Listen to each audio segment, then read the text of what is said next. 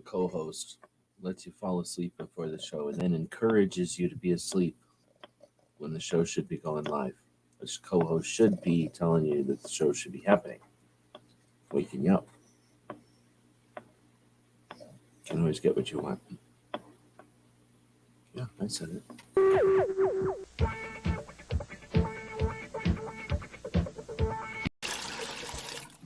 It's 11:59 at Radio Free America, and this is Uncle Sam with music and the truth until dawn. Right now, I got a few words for some of our brothers and sisters in the occupied zone. The chair is against the wall. The chair is against the wall. John has a long mustache. John has a long mustache. It's 12 o'clock, Americans, another day closer to victory.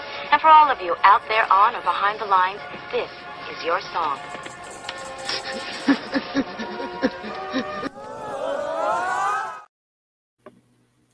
So I'm not saying he sabotaged the show. I'm just saying that he was perfectly content to have everybody just sleep right through it. So here we are starting late because of somebody. And then he had to go outside before we started the show. All right. We're here for the Daily Gun Show, I believe is what we call it. We go live every weeknight at midnight Eastern. At least that's the goal. We talk about guns for an hour. Or you see this thing going at the bottom of the screen that says our Patreons make it possible for us to spend time on projects like this. We do value that, and we thank those Patreons, the people that support our projects through subscription once a month over on the Patreon platform. Essentially, most of them are buying us a cup of coffee each month. Some of them are buying us lunch, and that accumulates. That pays a bunch of bills, and it allows us to work on projects like this one and all of our websites and our other projects that we can do out there, focused on what our Second Amendment protects. And it's not the best business model financially, but it's allowing us to get this done, so we do appreciate the people that participate there. We go live at midnight so that we own this time slot. Ideally, we'll have more support for the show, and we'll be able to spend all of our time on this show, and that would be the goal. And then we could go live for a few hours each night to accomplish some things at the first section of the show. Then just talk about guns for the middle of the show. The creamy middle of the Oreo would be just talking about guns and firearms. And then at the last part of the show, we would offer something to the next day, some sort of a primer for the day. 3 things you need to know, whatever's happening on the calendar, whatever's happening in politics, whatever's happening in the industry, so that people who are going to work at a gun shop, going to the range, maybe people heading out to the gun show or something else that day, have some gun stuff to start their day. That would be the long-term big picture. So to start that out, we've been going live for the last so many years, 1,500 and something episodes. I think we're at 1,515 today. 1,515 episodes so far. And going strong. And as long as our co-host doesn't sabotage the whole then we'll be here on time every day going forward. So there are people listening to us live, even though we did our best to shake them off by doing this at the wrong time and then being late at the top of it. But Hillbilly Up is out there. Good evening. Tactical Fud is joining us as well. And then it looks like DJ's still awake also. Oh, and then Gunmetal Guy. So we got a bunch of people joining us. Good evening. If you're out there, there's other people out there. Feel free to say hey. Otherwise, we won't be able to say hey back. And we do value this interactive nature of the internet. You're having a conversation with us here, whether you appreciate that or not. When you're paying attention to things on the line, there's information going this way and this way. You can like and subscribe and all that if you want. And that's one way that people take advantage of that interactive nature. But I'd rather see comments, interaction with our show and others, be part of the internet. You're not just watching it like TV and newspapers back in the day. All right, well, let's dig in. I do have some things prepared. I didn't have a ton of time to work on the show this week. And I've got some coffee going in the background, and I hope it sounds like it's getting hot over there. I probably shouldn't let it get too hot, because then I won't be able to drink it. And I'm both thirsty and tired, so I'm going to need that coffee for 2 different things, I guess. I'm opening up the video over here so that I can take a look at the description of it. And although it's not pretty, that is the stuff that we're going to be chatting about tonight. However, like I say, I got to get some coffee going, and my co-host is, well, let's just say he's acting up today. Look at him. He went right back to sleep. What kind of co-host is that when we're trying to get something done here? So what we're going to do is run a commercial, I guess, for, what do we got that's long? How about a different commercial for the wrap-up? The last It's 11:59 Radio Free America.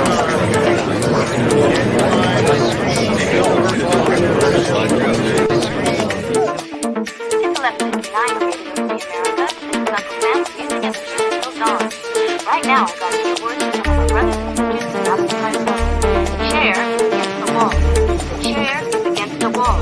John with the long mustache. John with the long mustache. It's from a possibility another day closer to victory. And for all of you out there on and behind the lines, this is your song.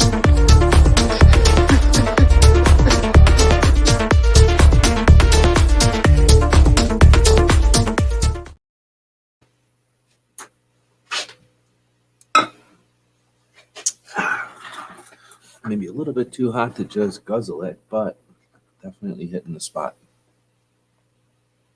Other co-hosts would get people a cup of coffee. I've seen it happen. This co-host just lays here. I guess I should apologize to all the people out there that find it vulgar, that find it downright offensive to have a dog on a video that's talking about guns. I don't necessarily apologize for it, but I acknowledge that you have that position, and I challenge your weird ass position. How about that? So we got our dog on the screen, and then I put it to screen share, and guess what? Now you got our dog right back on the screen again. You can't get away from having a dog on the screen on this show. What's up with that? Come on. All right. That is from Foss, who can make his videos as loud as he wants because he's making videos for us for free. We appreciate the time and effort and the creativity for sure. So, yeah, it's loud. But guess what? Some people need it to be loud, so they wake up because they don't even know what time our show goes live. All right, drinking some of this coffee again, and then we'll get into it.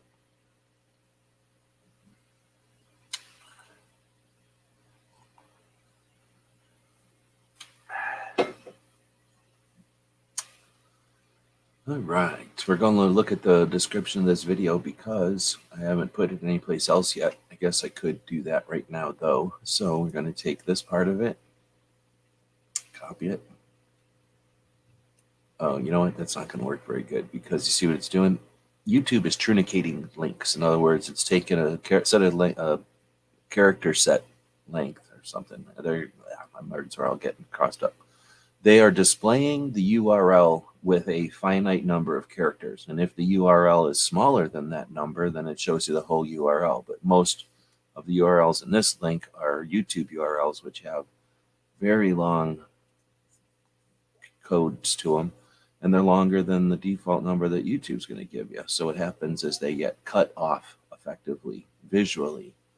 The code there is still a complete link, but they don't bother to print it out on the page so it wouldn't, so it doesn't disrupt the formatting. I guess technically that is a formatting move that they make, but it is useless. They either do it intentionally or unintentionally. They obviously don't care that it happens, but if you were to take just a copy of the text of this page, you would get truncated links. You'd get links that are all broken. So since it's my video, I can open it up and click on edit. I guess since I'm in here, we'll real quick put a redirect on this video. Anybody got any suggestions where we should redirect to?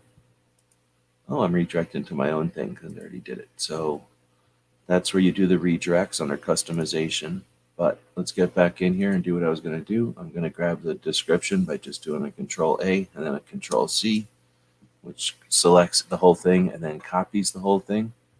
And then I guess we can just jump right back to the video so you don't have to look at the skeleton. People freak out when you see the skeleton of the show that they're in. A lot of people are scared to open up their own video when they're in it. So you're not comfortable with that, I understand. So there we are. We're going back over here, and then we're going down to Substack, which is a brain platform, or it's a platform for brain nerds. And then we're going to go to the dashboard, I guess. And then we're going to click on New. Then we'll paste everything we just grabbed out of the other one. and see how it immediately formats it all weird? This part was great, but all this top part made it just a big mess. So I'm going to undo that by doing Control Z. Or maybe undo up here. Oh, look what it's doing. It's being weird. So another way to do this really fast is just hit refresh. Oh, maybe not. So it's trying to save the changes. How annoying is that? So why don't we, we're gonna have to seriously undo everything. We'll just select all again and delete. That's fast. And now we can paste without formatting. And now we have a better layout. At least it's the paragraphs up here. All of these look fine, so it turned them into videos. Sounds good. What we don't have is a title, so we'll just work that off of the YouTube one by double-clicking and then dragging. And then the episode number here will be dragged over to the subtitle. And that's as easy as it is to make a Substack post, if you call that easy. But what it does for us is facilitate a much more interesting version of what we're looking at here. Oh, see what happens if I put the thing here with Brooke's video first?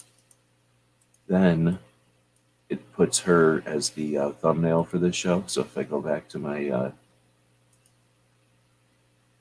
dashboard, you see that her show is going to come up. You saw it a minute ago. It's going to come up with her show as, or her thumbnail is the thing for this show. So we're going to edit the post real quick. We're going to put a link to our own video here at the beginning of the whole thing. Just by doing that. And then when we update it, it replaces Brooke's thumbnail with ours. And now it looks like we own our own post over here. Our own post, I guess. All right, so I put the thing up here because normally I put the good bills and the bad bills, which are really things that are trying to get people aware, and the bills that are trying to piss people off, right? So I figured these images would be just about the same as putting up words. Because in effect, that's all they're trying to do, is either help you or mess with you. All right, we'll eventually link to this, which is the blog. Well, the Patreon is the blog. We have a newsletter that goes out every week. This is the Substack, and you are participating in the recording. DJ's out there dropping links. You can do that if you're a moderator. I guess you can drop links, but you can participate for sure by posting comments if you'd like out there. And then you're definitely part of the podcast. Otherwise, though, let's get into it. So I usually have, well, sometimes I give myself more time in the week to spend time putting this in here, but I just didn't this week.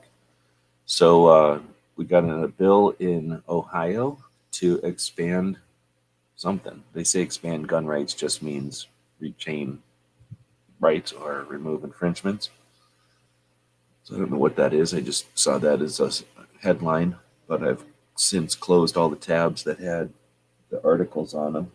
I tried something a little different this year. I went to a search engine and I searched for Second Amendment, and then I filtered the list of results to the news instead of websites or pictures or anything else. I went to news only, and then I gave it the filter of this last week only. And I used that to just to see what was going on, and I didn't like it because it basically takes you to a bunch of news sources, and I don't know if this is a factor that needs to come up in a conversation or not, but when you go to about a third to a half of the news sources out there today, they'll offer a synopsis or a summary of their article, but then if you want to look at the whole article, you got to be a member of their stupid newspaper and pay for it. That's lame. So, is that really doing anything for the first if you have to put everything behind a paywall? If you're so weak that you can't even stay in business without everyone having to pay to see what you got, and is your stuff, how could anything be so good that in 2023 that in order to see it you have to pay for it, aside from something maybe specific to something, but just to get news, it's a ridiculous concept that you have to pay to get it. Now, I'm a capitalist. We've got a subscription system. Hopefully, if we're doing something that's useful for people, that people value because of the service we're providing or the thing that we're creating is of value, then you're going to get people that can support that. But to suggest that in order to even see it, you need to pay first, I guess that's what they're used to with the buying a newspaper whole concept. But I don't know. Do you think it's necessary or it's going to keep going? I don't know. So that's why I don't have any other details on this one. All I did is saw the little summary, and I wasn't going to pay to see the article, and I didn't have time to go research it any more than that. So in other words, this week, instead of seeing what other people on the YouTube or on the other socials talked about, I went out and saw what the news was complaining about. So here we go. So that's what we're looking at now. So next up is Kentucky. Representatives have passed a bill that would take so-called Second Amendment sanctuary. Oh, so see what they got to do there? First they say Kentucky, okay. Then they say lawmakers in some sort of a weird ass way of saying representatives, like as if one, their job is making laws, which it isn't. Their job is to represent their constituency, right? Yes, the executive branch governs and regulates and enforces. The judicial branch makes sure that there's checks and balances with the other two so that neither becomes the main body of rule in this country. And then and tells if anything is constitutional from the legislative branch over to the executive branch. It acts as a moderator between the two. And then the legislative branch is there to be a representative of each area of the country through elected representation of constituents at the local level and at the state level. And then they are given the pocketbook and they are given the ability to decide some things in the Senate that give them power over the executive branch to some extent. So calling them lawmakers is a weak ass way of trying to manipulate the whole situation. I have almost zero respect, if not zero respect, for anybody that uses the word lawmakers, because you're either using it recklessly, carelessly, without thought, like an idiot, in which you're giving power to the idiot representative that they don't deserve nor own or possess, and then you're using it strategically, which means you want them to have more power, which I don't know what kind of weird ass stuff that's going on. But lawmakers, right away, it's a trigger word that tells you to trigger you that they're biased. Then it says have passed. You hear that? That's my computer making a weird noise. I think I might actually need a new computer at some point. Let's see. At least if my fans get that dusty, it's telling me that the whole thing is archaic. As archaic as my phone was, I'm wondering how bad my laptop is. Right. So Kentucky representatives have passed a bill. What does that mean? Passed a bill. It means they pushed around a bill that would make the so-called, so, so-called. So right there you got connotation that they're afraid to even let the thing be labeled what the people that created it labeled it. So is that news or is that commentary?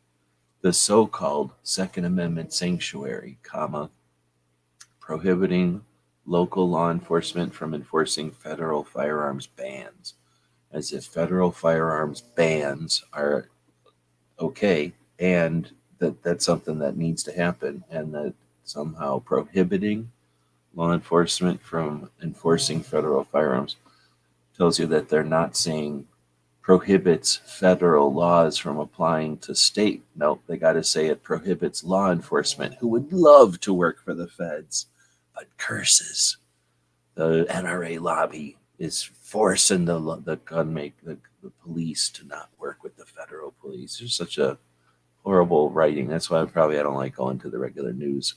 But that's how they subtly, I guess, or with the use of the choice of words, confer all kinds of I don't call it emotion, but bullshit with their articles or their quote unquote reporting. All right, so next is I don't have any other details on that. So if you know about what's going on in Kentucky, then go ahead and talk about it. Then we got the state Republicans Senate Republicans, Lindsey Graham and John Kennedy. So that's a Republican from South Carolina and a Republican from Louisiana, hold a news conference on something that they did. I thought I had the name of it, but some kind of Supreme Court landmark ruling. Oh wait, they want to take the New York State Rifle and Pistol Association decision that says you can't weigh a person's right on the right of the people, or some sort of your right is only as valuable as it is when it's weighed against the good of the people.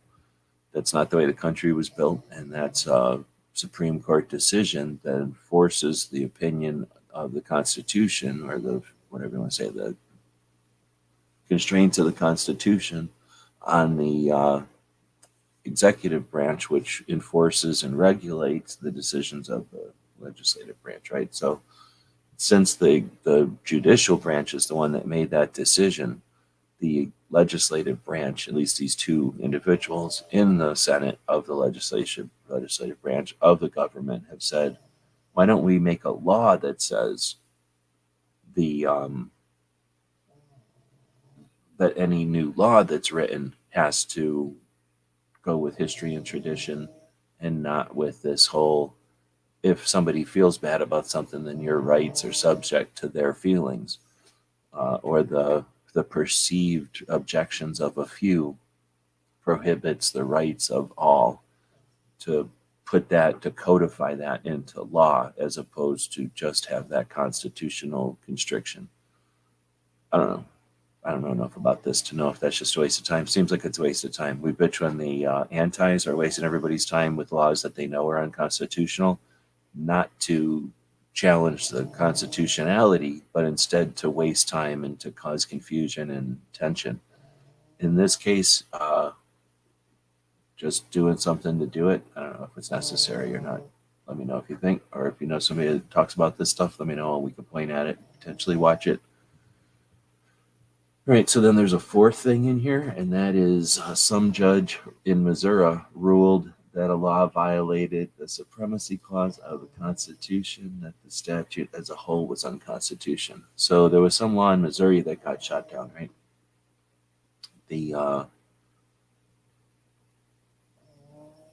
What is it that the Missouri law does, that it conflicts with this federal law, and therefore I think that was also supposed to be a sanctuary city. Is that one is? See, I don't know the details when I don't have a chance to research it all. So anyway, there's four things that are going on. I don't know if people talked about them this week, but typically at the beginning of the show, we talk about bullet points, the interesting things or the important things that are monitoring the state of the. Oh, I keep looking over there. That's a problem. I'm looking at a pause screen over there. But indicate the state of our current situation. I don't know what that would be. Now we'll get into some of the videos that I watched. I essentially go into my YouTube history and I look at the stuff that I looked at. And almost always at the beginning of this list is Brooke Cheney's effort for Suicide Prevention Saturday. 2 out of every 3. It's changing a little bit, but it's close enough to keep saying 2 out of every 3 deaths with a firearm are from suicide. And what Brooke does is a consistent effort to focus on that, on suicide prevention and mental health awareness.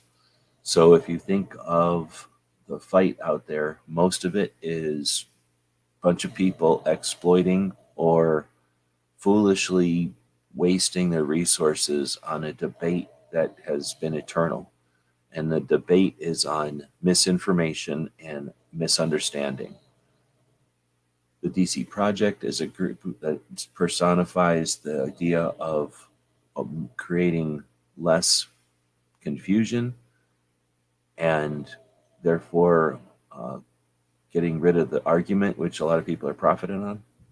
So what the Suicide Prevention Saturday effort does is give you resources to have better conversations with people on both sides of the debate, gives more information so that you can feel confident in those conversations, and offers that in a consistent, short, interesting, weekly effort. So can't recommend it enough, can't thank her enough for doing that.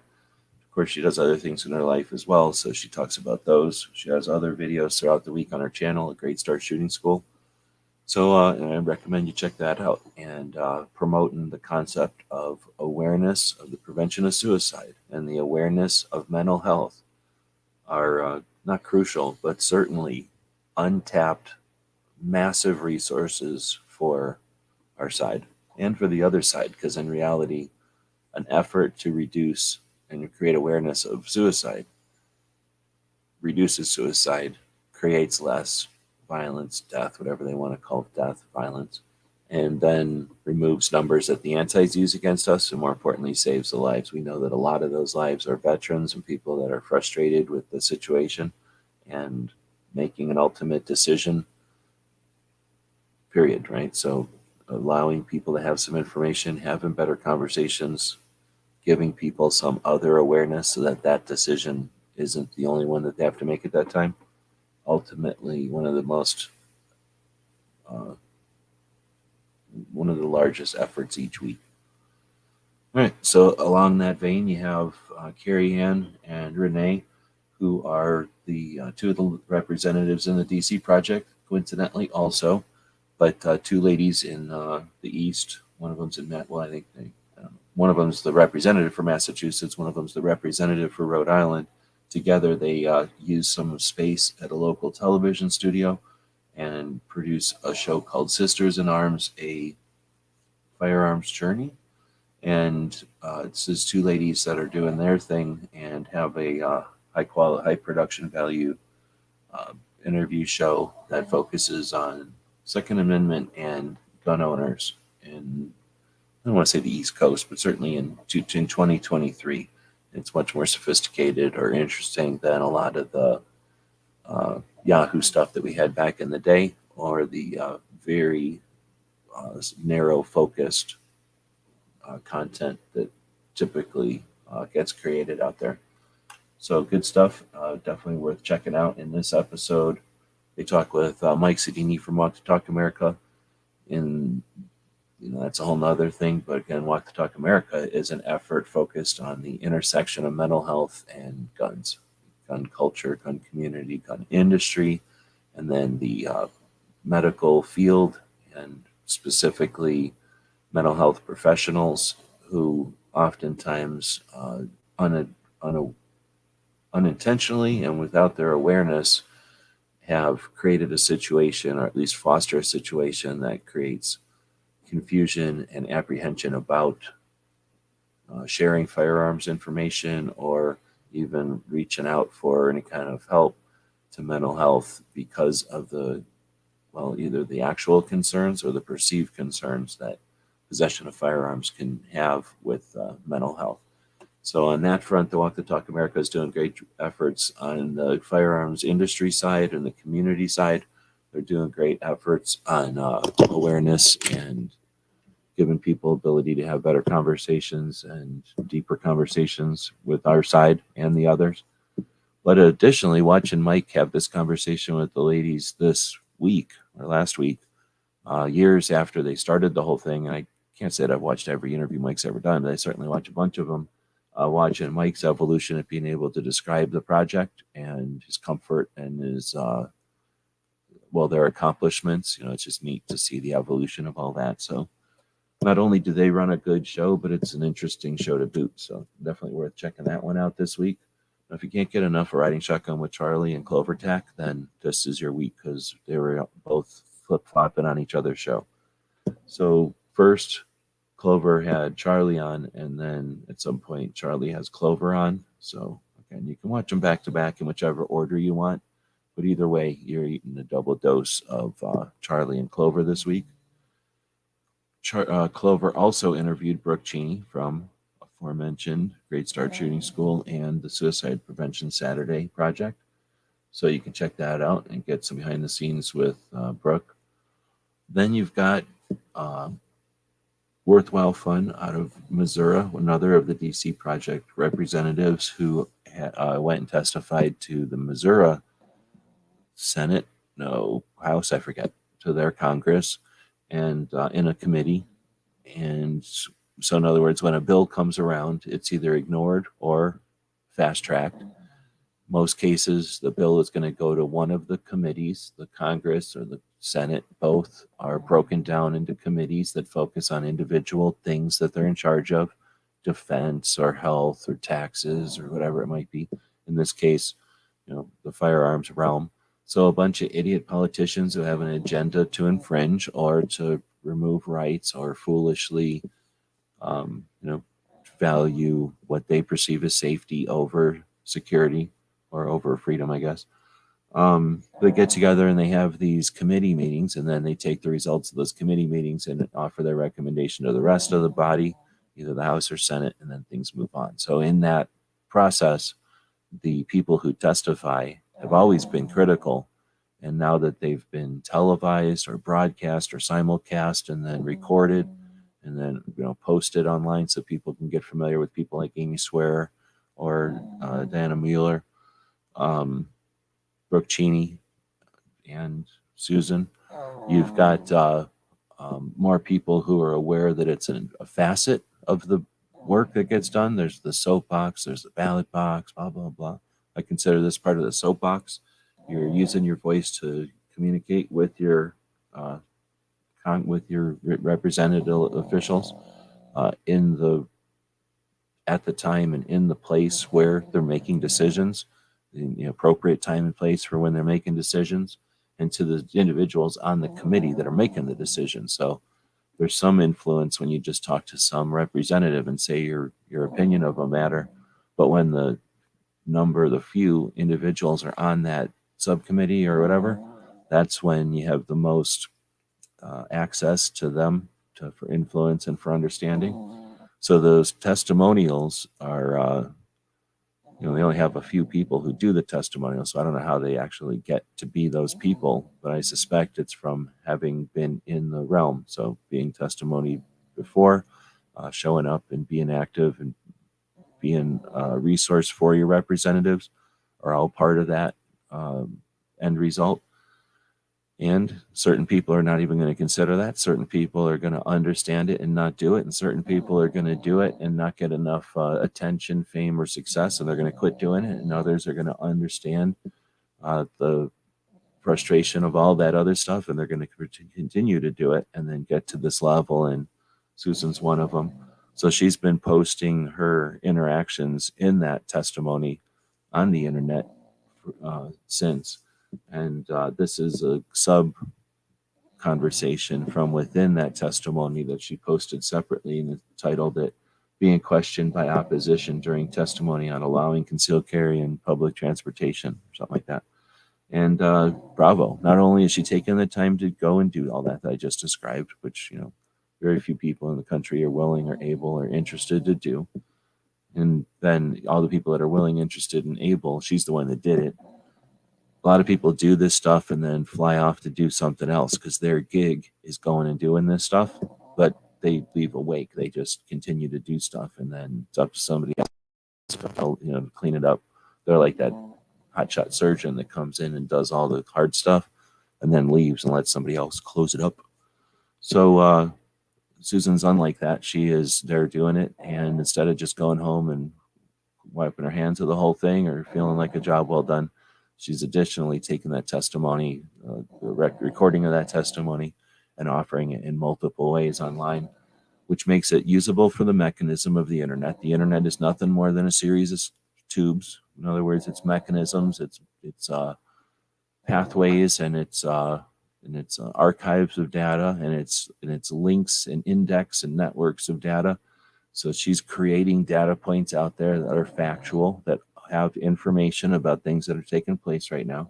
And then she's putting up multiple versions of that stuff so that it's easier to be found and so that there's more accessible portions of it for what people might need in the future to reference or to research. That amount of effort has almost no fanfare. It almost gets no there's no payback for that other than help in the future. So very much kudos to her and all the other ladies that are doing this stuff, that aren't doing it in a way that I'm seeing it, but are doing it nonetheless. And hopefully this is an indication, Susan's or worthwhile funds video here is an indication of others doing that. And let's not forget that there's little girls and dudes out there that are growing up that are seeing this effort being done, having these ladies as role models, and that we've never lived in that world until now. So they're creating a future that no one has attempted to bother with before. So, awesome stuff. All right, and then we get to meet the pressers, Matt and Clint, and they had on Jim from FOAC, which was firearms owners, I forget. So I think I watched a chunk of this, if I remember. If I might be conflating it with something else. So Meet the Pressers had a show. Also had the Virginia Citizens Defense League virtual meeting. What's-his-face was not there, so Pat ran the whole thing. You know, there's a lot of national level organizations, and some of them get more attention than others, and this is the one that started them all. I'm just going to go ahead and say that. Anybody can start stuff, I guess. And a lot of times people start stuff and then feel the satisfaction of having started a bunch of great stuff and then just set back on their haunches and take credit for what they did. But then other organizations do all that except for the part where they sit back and then just continue to do more and then cut new ground and be examples and inspiration for other groups. What did I say before about people not having the female role models back in the day? State level organizations have a whole new bar to live up to. I love it. So thanks to the Virginia Citizens Defense League for continuing to be pretty much the best of the state level organizations in many, many ways. Most of the ways, you could say. And they're doing it through the changes of life. Like, they lost Pat last, or they lost, they lost, oh man. Pat is the one on the screen right now. They lost, I'll think of it when I'm not trying to think of it. And, but they lost their immediate dude last year. And each organization is going to deal with loss in a different way. And each organization is looking at the future and not necessarily thinking strategically towards the future. So if you are part of a state level organization, I guess a national level organization, but if you're part of a state level organization or have influence on the people who are, let them know about legacy. Let them know about documenting procedures, not just to brag about what they're doing, or even in spite of embarrassment that it might be, because anytime you're taken out by something unintentionally or just the time, you owe it to the organization to have left it in a way that your stuff can be picked up and carried on. So anyway, so let's move on to Thunder on the Prairie. You may have heard of Nebraska. A lot of people disregard the panhandle states. Totally understandable. But Nebraska, in spite of their panhandle, is going to have a Thunder on the Prairie event, which is a shooting event that'll happen in June. And a bunch of people are efforting to be part of that event and to make it even better than it was last year. So this was... Is this Kingpin talking about it? I guess this is Kingpin talking about it. So it's a good event if Kingpin's talking about it. All right, before we keep going, I'm going to adjust this dog's situation here. Try to get him to quit snoring and ruining this show. First off, he ruined the show by sleeping. And then I went in there to see what he was doing, and he made me fall asleep. And then he didn't even wake me up or nothing. And then he's just sitting here sleeping the whole show, and now he's making a bunch of snoring and farting noises and stuff, so... just apologize now. There's lots of people out there that say you shouldn't even have a dog on the show when you're talking about guns. I've been reprimanded and lectured on this over and over, but I don't learn. So we'll take a break here. I'll drink some coffee. This dog will get something. That's for sure. And then we'll be back here in a moment. You can buy stuff at our store during the meeting.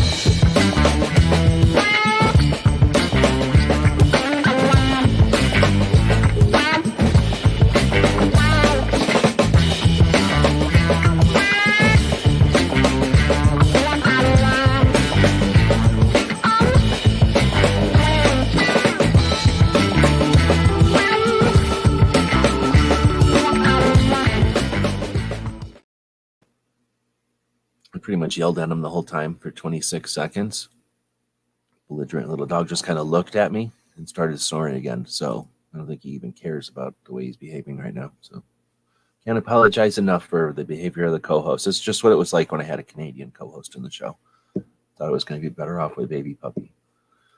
All right, eventually we'll dial it in. But till then, let's keep going. We've got a couple of shows that happened this week where it was everybody was complaining this week. So Get Off My Lawn and what's Chris call his show? Chris from the 740. Chris's Wednesday show is now being regularly corked by Nebraska.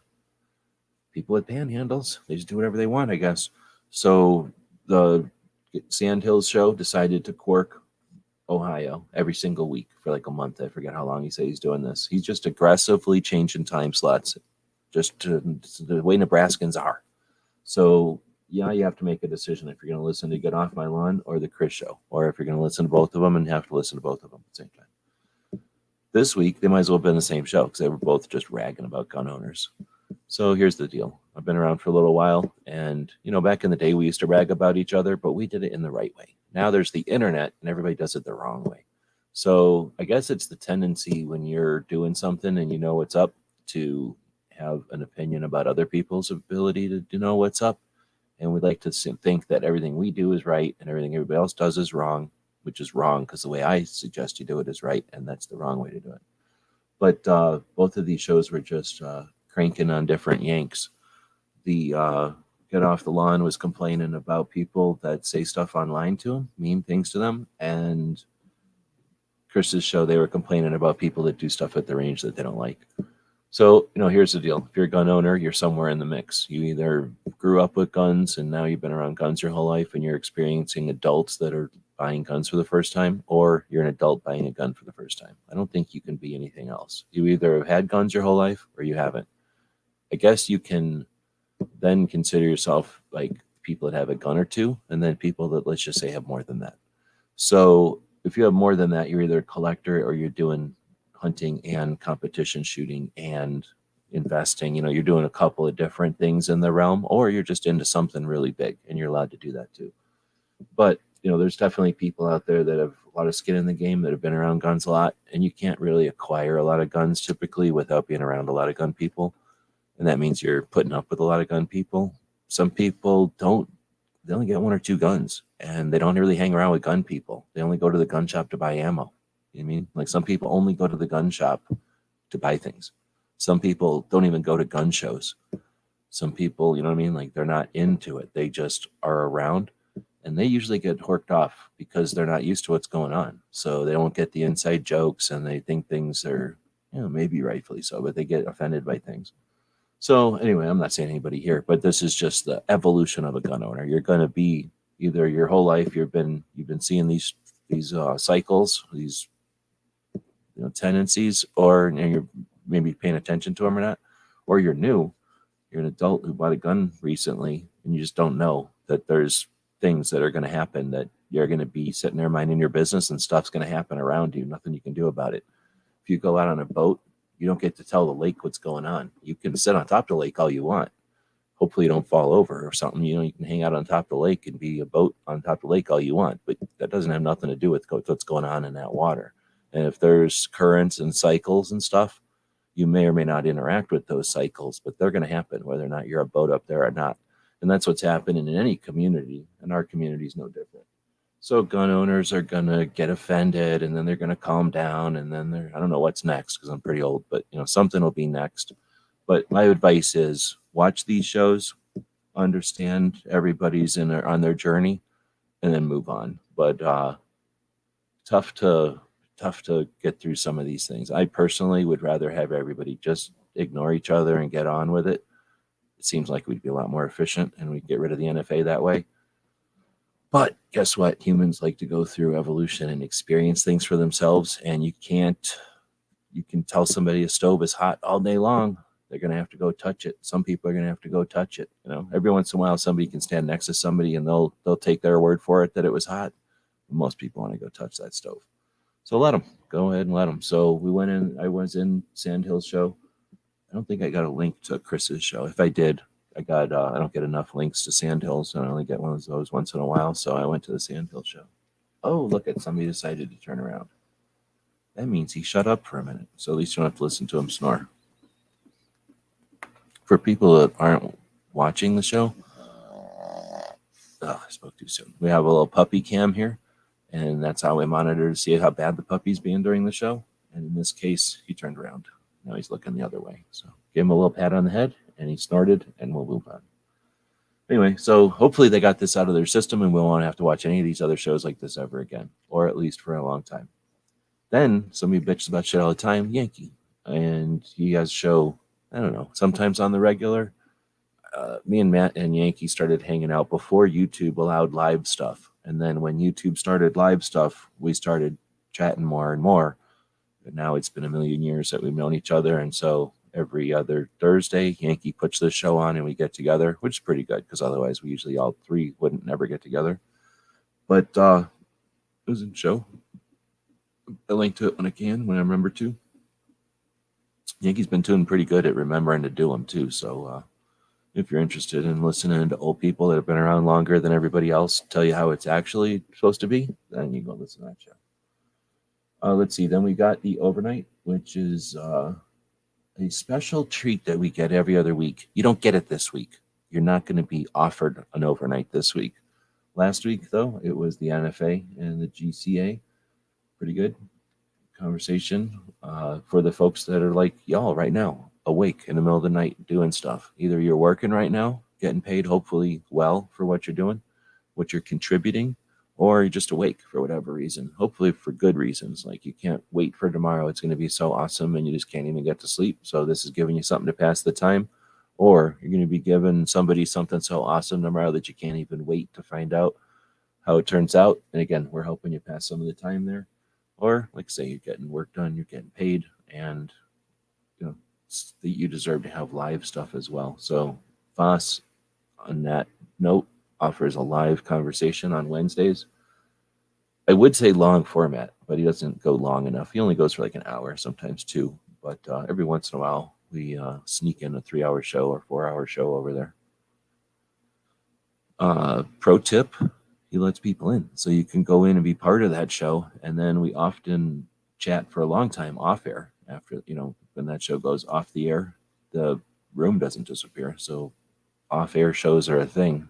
That's been a thing since the beginning. When I talk about Matt and Yankee and me talking from the beginning, that's when off air conversation started, 2009. So actually, yeah, that would have probably been the beginning of off airs. Before that, there was some conversations, but they were still had to be broadcast in some way or another.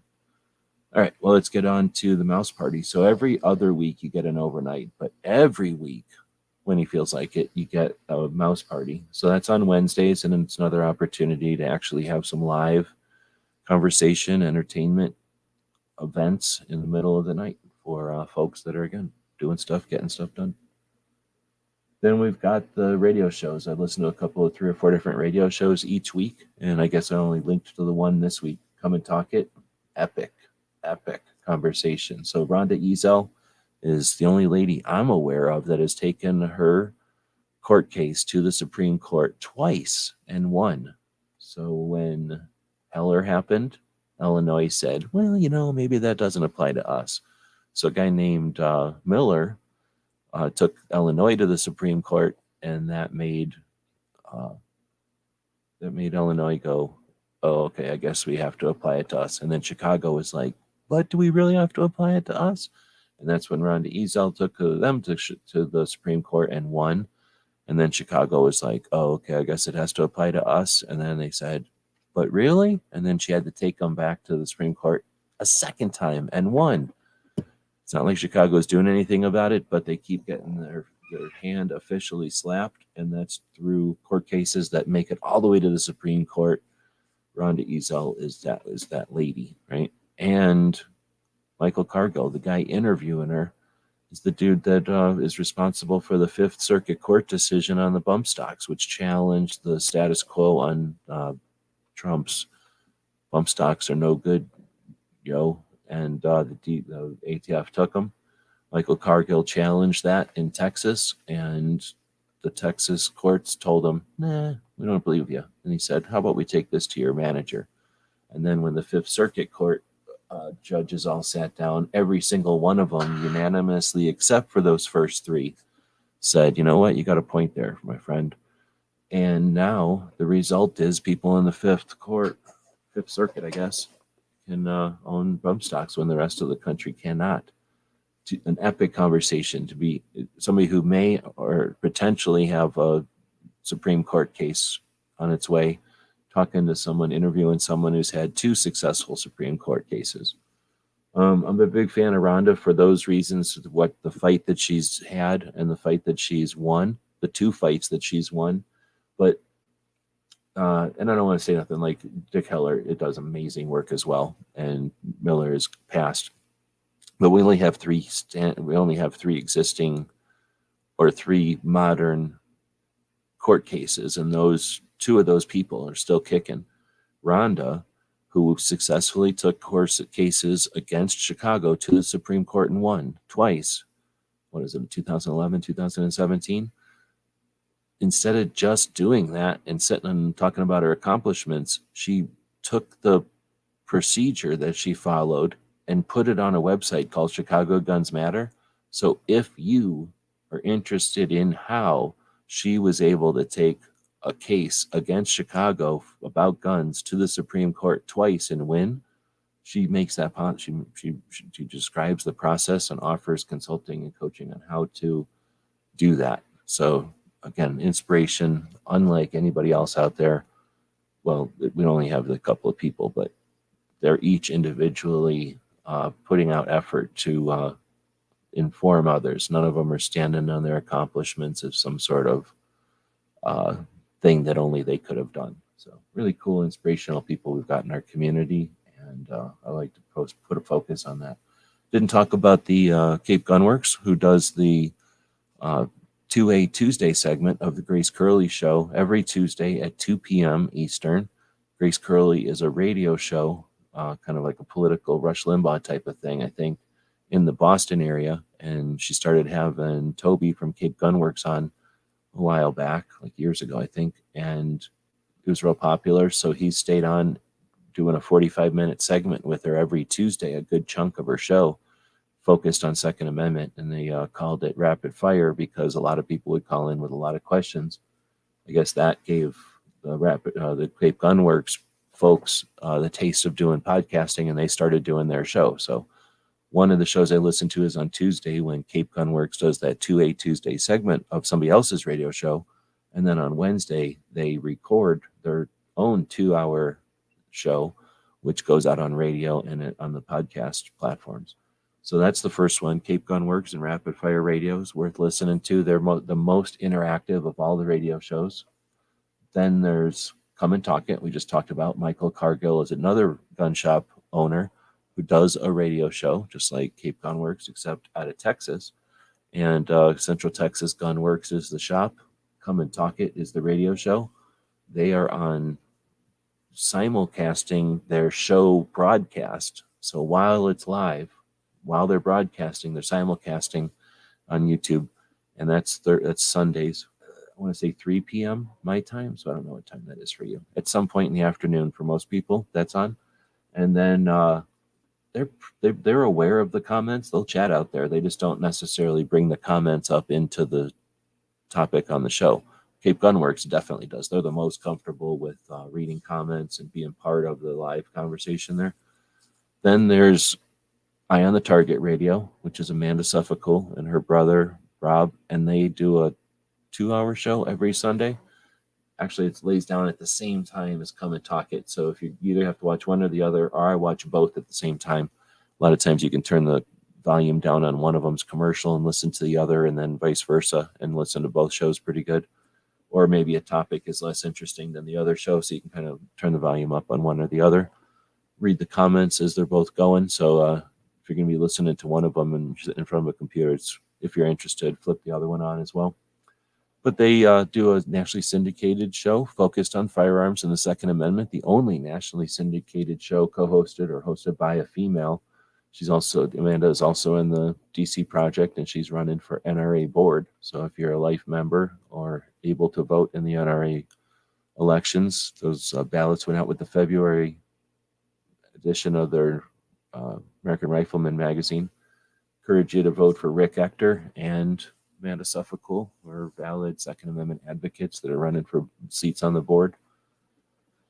So then the third show, which I didn't talk about, which I don't get to watch as often as the rest, is Gun Owners Radio out of Southern California, which is a show run by San Diego gun owners, a very active, very effective organization in California that is growing from San Diego, which is very Southern California, up into Los Angeles, which is still Southern California, I think, and then eventually they'll probably keep going up the state. But it's an organization that's effective. They do the radio show, so they're getting the word out in lots of creative ways. They do tons of grassroots stuff. They have a gun prom coming up, which is a fancy dress get-together for the gun community in Southern California. They actually do a number of those in the different regions. There's so many people in California, and all kinds of effective pop-up, they call them, tabletop pop-ups, where they'll set up awareness booths at popular and busy gun shops and outdoor stores to keep people in California aware of the many infringements that are raining down on them all the time. Awesome organization, and every Sunday they broadcast the live or they simulcast the live broadcast of their show, and their show happens after these other two shows, so that one you don't have to make a decision. However, Locked and Loaded Latinos is usually on at the same time as them, so Sunday's a pretty busy afternoon if you're listening to 2A stuff, and it's a lot of good stuff. All right, so then we've got a couple of military interview shows that are worth your time. If you're not listening to military interview shows in 2023, one, you don't value military surplus. We paid a ton of money for the stories that we're hearing here. These people spent their lives and their legacies and spent the best part of the health of their body to do things for the country. You can like it or love it or hate it or admire it or loathe it or embarrassed by it or proud of it or whatever. Who cares? It happened and things exist. You can not profit from that, or you cannot value that. You cannot be aware of it, or you can be aware of it and value it and profit from it. And you can do that by listening to their conversations. I'm sure it's therapeutic for the people that exist that have done this stuff. It's creating an atmosphere that normalizes the transition from a military service into whatever you call non-military service. Lots of issues there, lots of development and growth since the days of, well, ever since the beginning. The Revolutionary War had issues, the Civil War had issues, the other wars in between had issues. I guarantee you the 140 years of the Indian Wars had issues. And then, World War I, II, Vietnam, Korea. We've seen those even more intimately since most of those people have been alive in our lifetimes, or some of our lifetimes. So seeing this evolution is inspiring, and it's awesome to be part of it. And the consequence of that, the results that we get, tangible, what we get out of this is being able to listen to and be aware of a level of knowledge that just didn't exist any time up until 2022. Just amazing stuff is happening. I can't recommend enough digging into one or two of these and checking them out, because it's just amazing stuff. If you think it's just going to be war stories or something, you're wrong. It is amazing conversations by people who have been to the extreme, seen things that very few have, and then have come home to talk about it. And when they have conversation with peers who've done other similar things, it's talking to people who've done truly rare things. It's unique. It's very definitely, it's worth it. Let's see, this week we have a couple of good ones. I'm not going to say the best ones ever, but certainly good ones still. A great example of someone in Delta, Gary, was a crazy path to get to the things that he's done. And then once he accomplished a certain number of things, you become eligible to get to other levels. And people that are able to talk about, willing to talk about those adventures and those things are, like I say, an awesome resource. So this is somebody who is Marines, went to Green Berets, eventually into Delta Force, and then into the CIA. And again, the movies are cartoonish, buffoonish versions of the reality, and you can hear the reality for 3 hours or something, talking people who know what's up, know what to ask, who are comfortable and confident to have conversations with these people. Amazing stuff. Better than any weird stuff that happened in the past. You think about in the past, the people who did the stuff hung out with other people who did the stuff. And the only way it ever got written down for the most part was either through a peer who would write it down, which was rare, or a journalist who would breach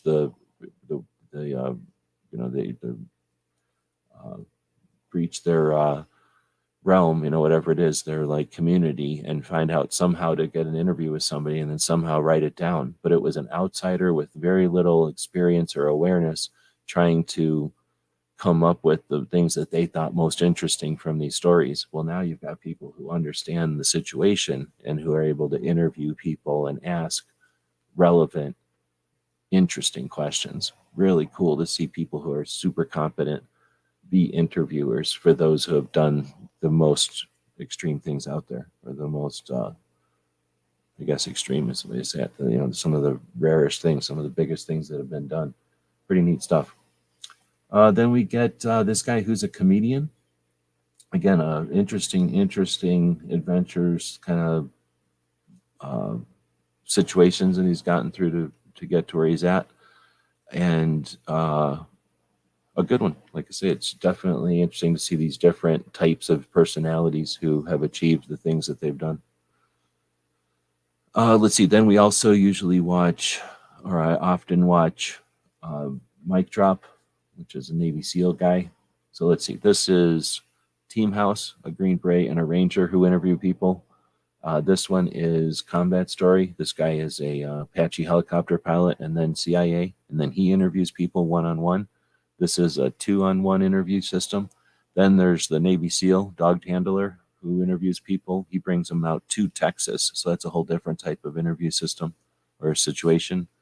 And then some of the best ones out there are Ed's Manifesto, and then a couple of the others that are even less frequent. But there's certainly some interesting stuff happening in this realm, so we attempt to focus on it each week. All right, and then we get down to the stuff that we've done. So we've got a bunch of stuff going on, many projects in the mix right now. It's frustrating sometimes, but always fun to have a lot of stuff going on. So we have major projects that are getting close to being finished and exploding into whatever they're going to do. And then we've got some parallel smaller projects going. So one of them is the sales channels. We have the gear website store, we've got the eBay, and now we're trying the Whatnot. Whatnot is sort of like YouTube and sort of like eBay mixed together. It gives us a live stream to sell stuff on, thanks to DJ. I think DJ was the first person to grab something over there.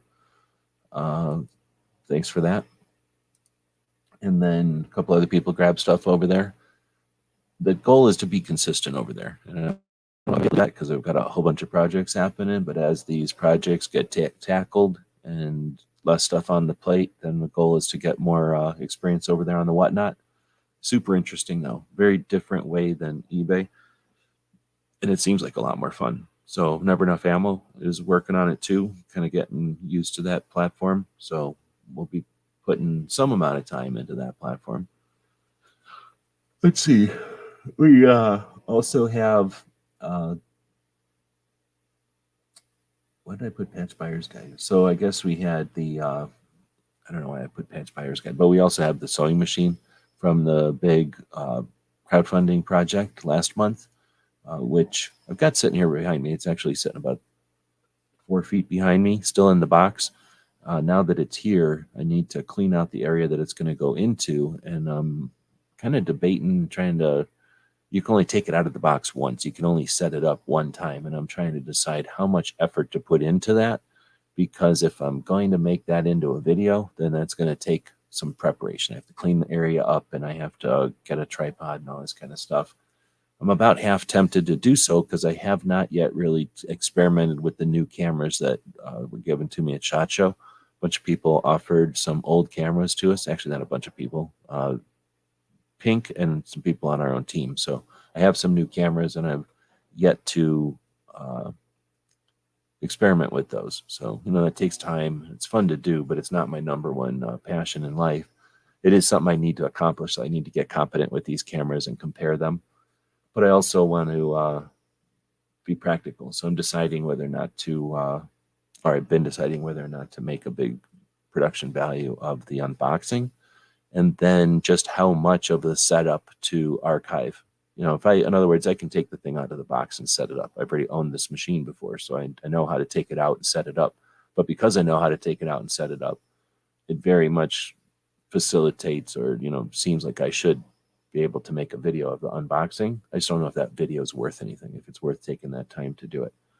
And it's the kind of lame decisions you got to make when you're got a bunch of different YouTube channels. So this is the patch saga. Otherwise, I've been in the process of trying to figure out what people are interested in about that machine.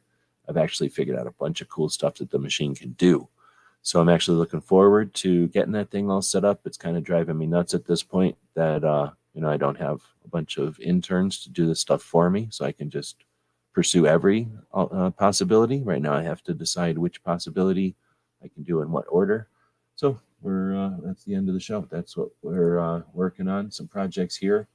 We're following the people that are doing all kinds of interesting projects out there. And every Friday, we bring those projects to you. One, so that we can go live and talk about what they're doing, give some commentary and some insight so that they get as much respect and admiration as due as necessary. But also, as you see, so that I can get these links, these keywords, and these mentions, the mention of Sisters in Arms. We're going to put that on Substack. We're going to put that on our newsletter, which goes out every Friday with this information. We're going to put that on our Patreon, which is a blog. We're going to put that on, oh man, how many of these things? We've got like Minds and Locals, and I guess I could just look at them. We got Minds, we got Locals, we got Parler, Getter, MeWe, and then a couple of other ones for videos, Utreon, Odyssey, Rumble, Twitch. Twitch is not really one of them, but and then, the easy ones are the ones that people know, like Facebook and Twitter. So the goal is to get from a channel that's got some time on the clock and some scale. We're not the biggest channel out there, but we've been around for a while, and we're larger than a lot of channels. When we can post stuff out there each week to help Charlie, to help Brooke, to help Carrie Ann, to help Susan, to help Matt, to help Pat, to help Defense Dad and Travis, and to help Sandhills and Chris and Yankee. Well, I guess we're not helping Yankee, but Foss and the rest. That's our goal. So we appreciate the people that make it possible for us to spend the time on this. I'm not trying to be rich or famous. I wouldn't mind being rich. I wouldn't mind paying some bills. But the real goal is to normalize guns, to champion those who are putting education and awareness over exploitation and profit, and to do so openly. We do this open source effectively, doing this live each Friday, being real about it, and then doing workshops. Clover and I we do workshops on Tuesdays. We've got the Q&A thing tomorrow. So the goal is to be open about the procedure and the technical side of it, to empower folks to use the tools that are available to us to get information out in an interactive way, in the way that you think is necessary. Nobody can be aware of all the facets. That requires a lot of people to be involved. So if you feel like it, we're creating a resource to make that possible. We appreciate those that support us to make it possible for us to do it. I guess that's it for tonight. We didn't get too much people talking in the chat. I guess that's what happens when you go late. I think we're about an hour and a half late for the live. I'm still going to continue to do these live. I have no interest in doing these off air as a production. I know a lot of people tell me I shouldn't have my dog on here, and I shouldn't have a bad microphone, and I shouldn't do it in the middle of the night. But I got something that they can do. But we're going to continue to do it the way we're doing it. So we appreciate the people that make that possible. Those folks down there that subscribe to what we do, people that buy stuff over at our Gear website store. This week, I believe that is one person all week long, one sale at the store. Do appreciate it. And we'll be putting an extra handful of patches in there for all the stuff that didn't get sold this week. We'll all go to that one sale. I won't call that person out. You know who you are. But I will tell you that thank you for buying the poster last week. I haven't been shipping posters because I need to hook up with Allen Anchor, find out when they're printing them again. So the poster will go out from Allen Anchor, who live in Arizona now. And as soon as I can find out when I can get over there and get that thing printed. But you got a bunch of patches again this week. Much appreciated. Like I say, you'll have a whole bunch of extra stuff going out there. So unlike a lot of shows where you see super chats raining in and, you know, shirt sales all over the place, you know, we're doing what we can do without that kind of support. We much appreciate the people that are making it possible for us to do what we are able to do. Here's the last link to the store. We'll see you tomorrow for Ask Gun Questions. Much appreciation to DJ, who's been dropping links out there in our show and others. Vanessa Kitty, Hillbilly Up, for joining us this evening. Baron was out there. And I think that's everybody. So get a personalized thank you for joining our show. Not all shows are able or willing to do that. Probably because they got more people watching. Also, they don't care.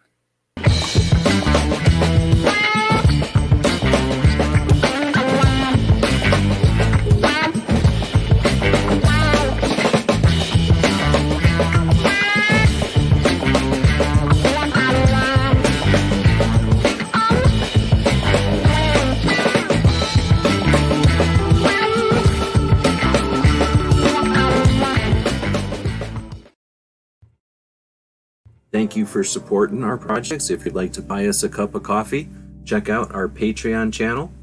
The guys and gals at gunwebsites.com encourage you to take a CCW class every year, practice at least once a month, and carry every day. Thank you for watching gunwebsites.com. Do do do do do do do do.